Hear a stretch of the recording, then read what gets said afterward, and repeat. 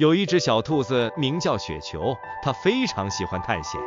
一天，它跟着一颗漂亮的气球飞上了天空，但不久后，气球被尖锐的树枝弄破，雪球掉落到一片陌生的森林。